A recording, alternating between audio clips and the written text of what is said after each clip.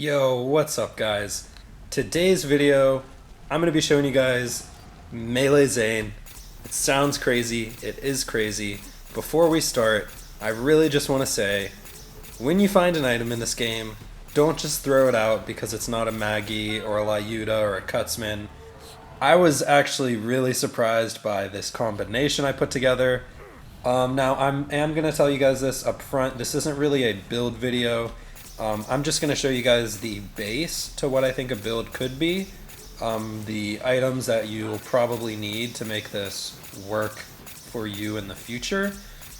But I was just messing around last night with some melee items and some melee stuff, and it happened to work out really well.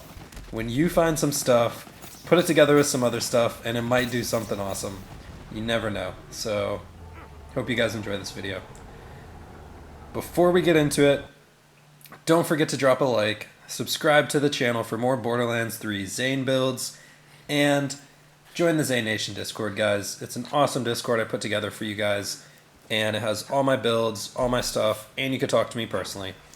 But without further ado, let's get into the build. Alright, so this is going to be the melee build. The gun that always holds these melee builds together is called the facepuncher. I'm sure a lot of you already know this, but for those of you who don't, this thing punches faces, which means it shoots melee damage. As you can see, mine does 173 times 7, and what that means is that each of those pellets is going to proc all of our melee abilities. I'll show you guys our melee abilities in a second. But basically, every time you shoot this, you get 7 times. That's like 7 melee attacks. So next, where we're gonna get most of our damage from is this shield called the Shooting Star. Now, this shield is absolutely insane. People have told me to check this thing out in the past. People have wanted to see melee builds with Zane, etc. But I haven't given this thing a chance yet because I heard conflicting stories that it was bugged. Sometimes it worked. It was weird. So I didn't really use it until last night when I was kind of messing around with the facepuncher and the digiclone. And I've had one of these in my bank for a while, so I pulled it out and it does some crazy stuff. This is like in those clips I put at the beginning, Melting Grave Ward, it's all because of the shield, 100%. So you need to get the shield. I'm going to explain stuff about the shield later. It's really weird. I'm just going to say that right now while I show you guys the gear. So next, I'm using an Infiltrator class mod. I guess I should have read the shield to you guys. Basically, when it's broken, it'll spawn projectiles that do about 6,000 damage. So we're using the Infiltrator to break our shield. Pretty simple. Now, I do just want to mention real quick, I do also have an Alchemist in my inventory. This gun deals damage to you, so this is another way I'll be breaking my shield if it ever fills up and I already have both my action skills out. This isn't required. The Infiltrator isn't technically required either, because when you're fighting enemies, they're going to do damage to you, but it's nice to have a couple ways to control your shield. And finally, for the artifact, I have a lifesteal artifact, which basically gives you lifesteal for melee damage. This is another absolutely insane piece of gear that you need.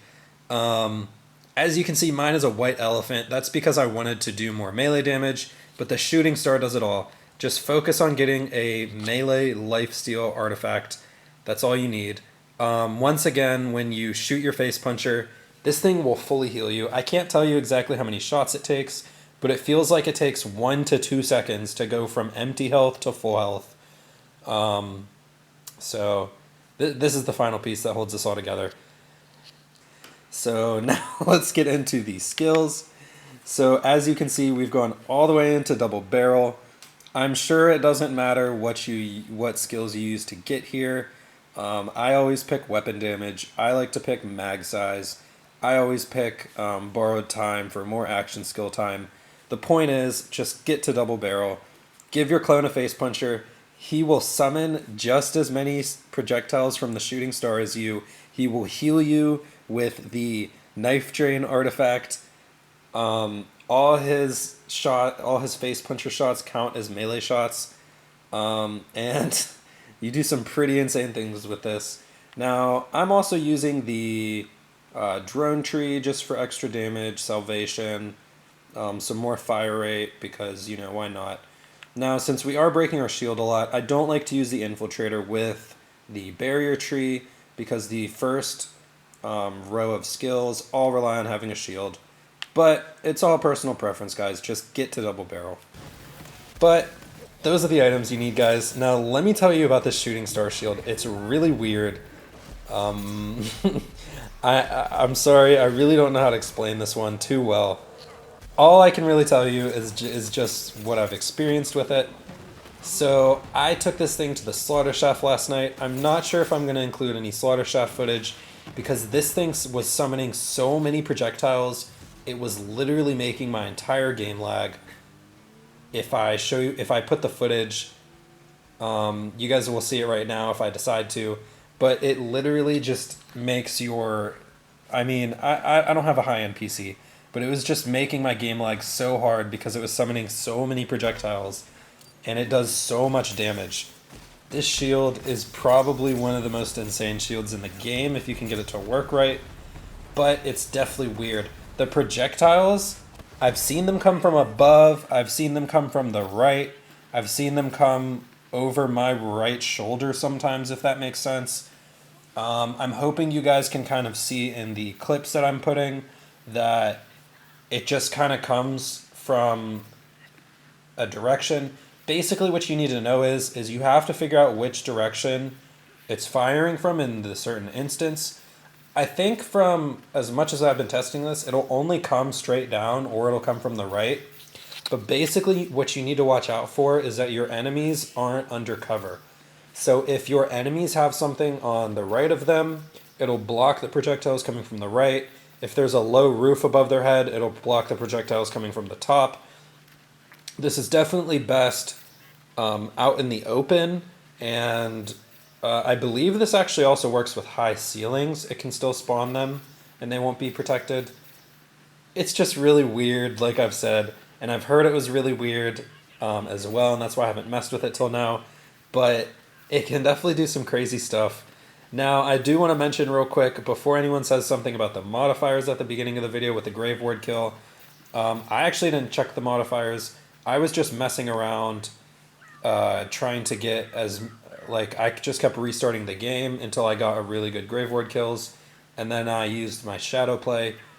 To be honest with you though, I don't know what modifiers affect the shooting star. I don't know if it's melee damage. I don't know if it's shotgun damage because we're shooting a shotgun. I don't know if it's grenade or AoE damage. I really don't know. But what I do know is when you shoot it a bunch of times in succession, no matter what's scaling it, like when you just shoot this thing a lot, which you can with the face puncher because it has a decent fire rate, it's going to do a lot of damage either way. So if anyone here actually knows what scales the shooting star, please write in the comments below. I will put it in my pinned comment to let other people know. Well, that's pretty much the video, guys. This shield is insane, and when you give it to your digiclone, he can shoot just as many projectiles as you. I feel like I've explained everything I know about it. Moral of the story of this video, guys: when you find something crazy that seems like it has some cool synergies with other items, try it out. Don't just throw it away.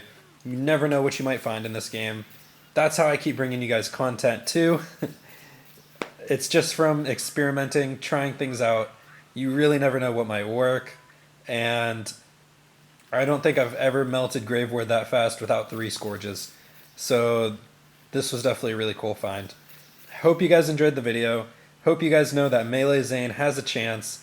There are some other cool melee builds I've seen with him that I might feature in the future, but this was one that I came across myself, and it was definitely awesome.